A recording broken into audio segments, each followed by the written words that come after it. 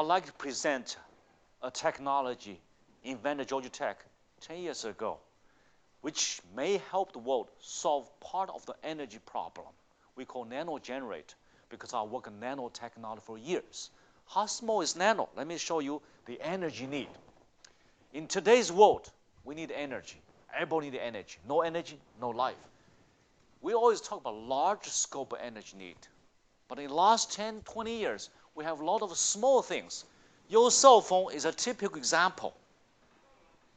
Right? Based on cell phone, there's a lot of small electronics. How small?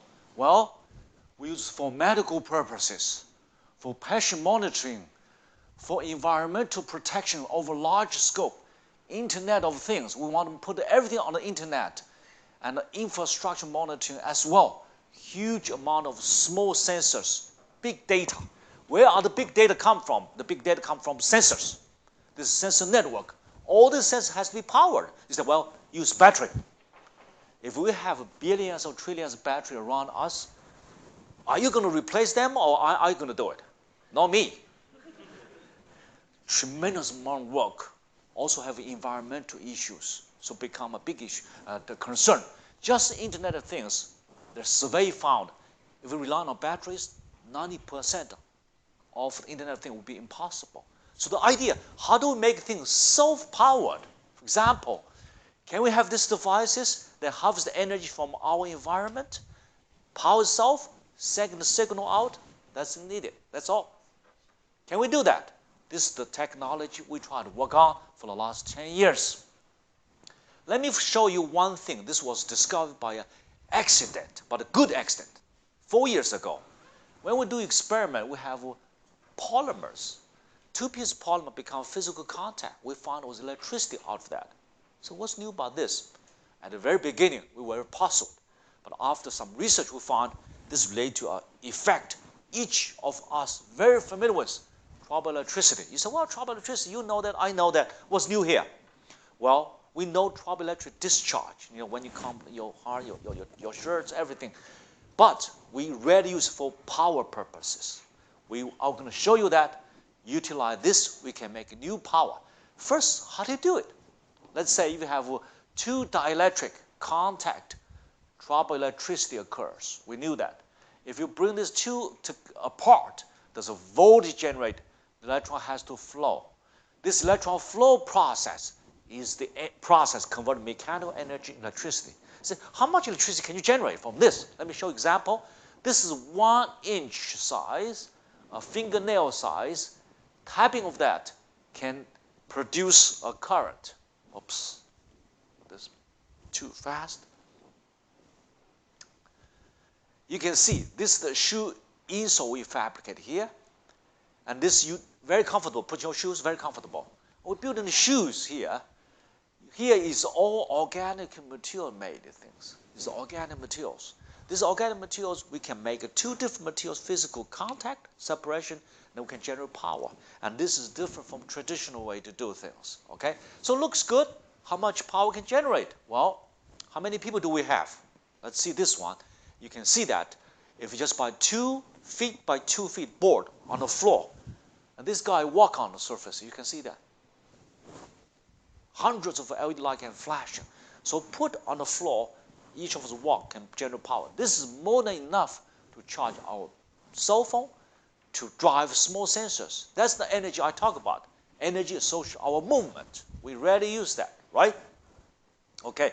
So medical purposes, how do you make a pacemaker last twice longer? Right? We use the breathing a small rat and breathe 3 times can drive a simulated pacemaker once. So this little tiny animal, the breathing can power a pacemaker. This is the energy I'm talking about. That we can implant this in the biomedical systems, and they can drive generate electricity from physical motions and drive medical devices. And these have a lot of potential for many different things. Okay. With us, we need to exercise every day. When we do exercises, we need to monitor a lot of things, our heartbeat behaviors, our blood pressures, how many steps, etc. We build a system. Not only use the motion, and the motion can use a power pad and can send a signal wirelessly to some distance here. Here is purely based on motion of a human. Okay? Well, how do we do that? What's the challenge? The challenge is all for our motion is random. You can walk faster, you can walk slower, I can stand here for a little while. This is irregular energy, random energy. How do we convert this random energy into electricity using our trouble electric nanogenerator, then through a power management system and store into a battery, and you can use for whatever purpose you want to use. Okay, that's the idea. Let me show you one thing we've done in our lab. Here is a hand pressing generator. This is the circuit board, and this is the signal transmission. This car is parked 30 yards away. If you press this self-powered car key opener, this car, the door opens. Okay, let me show you that video here. You see, this was done. Use the pressing here. This is the use our homemade generator, and this is the circuit board. And then keep pressing here. We have a car located right here. You can see that car here, and you're going to see the light flash. When it's light flash, that means he opened the door for that. This is just an idea called self-powered system. We generate electricity, utilize for whatever purpose we want to use. Wind energy. When you talk about wind energy, you know that what do I mean, right? The big turbine engine rotates. Let me show you a different thing. We can use the trouble electricity for wind energy. You can see these two pieces of polymer in the wind, the wobbling one against the other one. This is the contact and separation process. It generates electricity. You say, how come? Well, let's make this array. You can make many of these units here. If you blow the wind on this, look at this light flashes. New way of, you can make it on the ceiling or the roof, whatever, just like a decoration. You want to see a big thing, as we see. New energy, the energy we never use in this way, right? So this is for wind energy. I was talking things small. You said, well, small, how do you solve the problem? But I have an idea for the big energy. Big energy. Let me tell you what it is.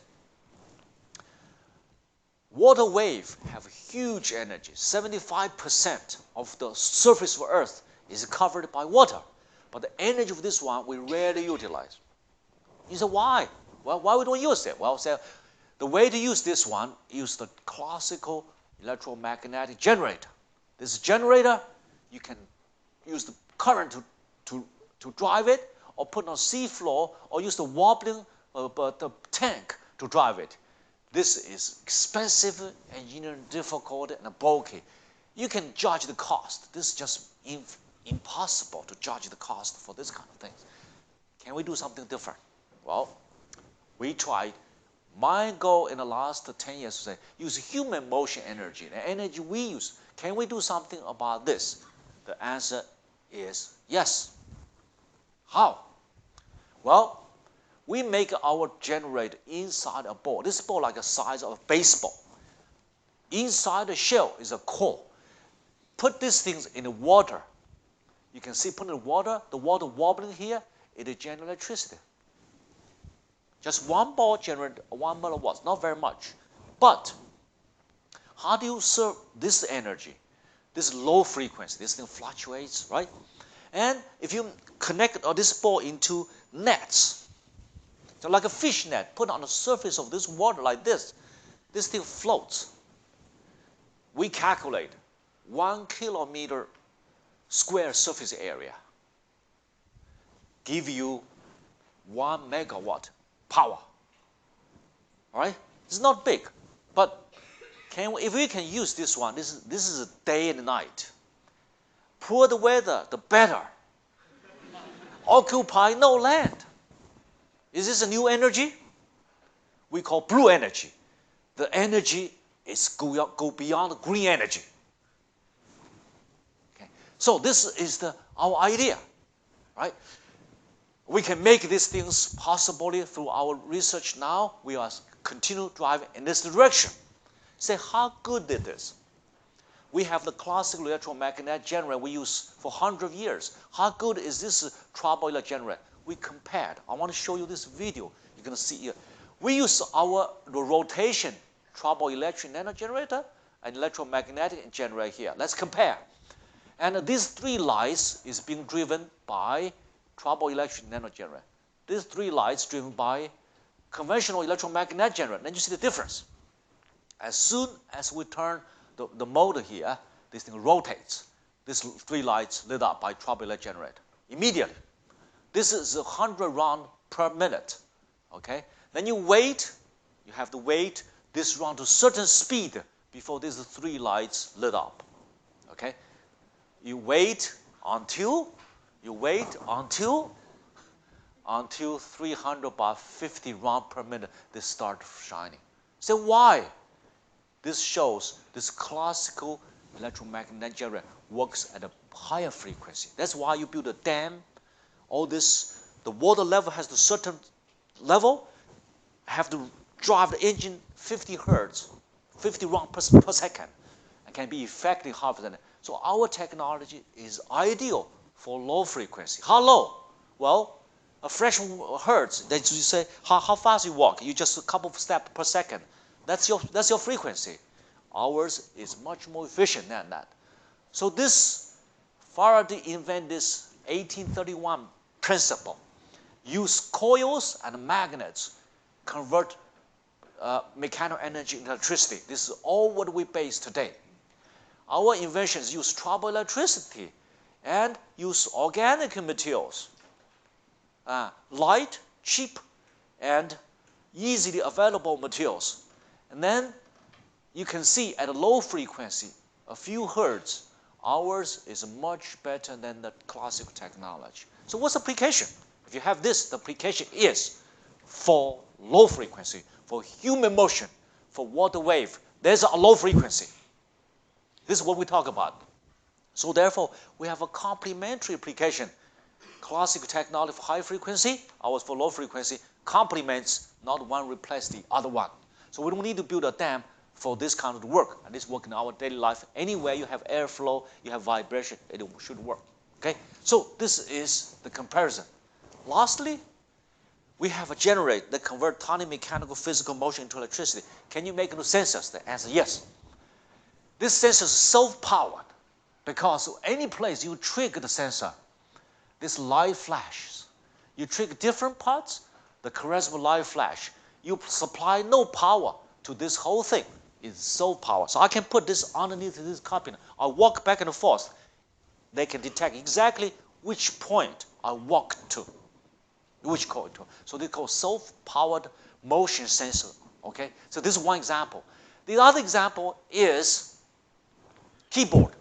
You typing, I typing every day, but the way you type is different from mine. Even the same phrase a person type is different from the other one. So we build a new keyboard, put on keyboard. This keyboard what?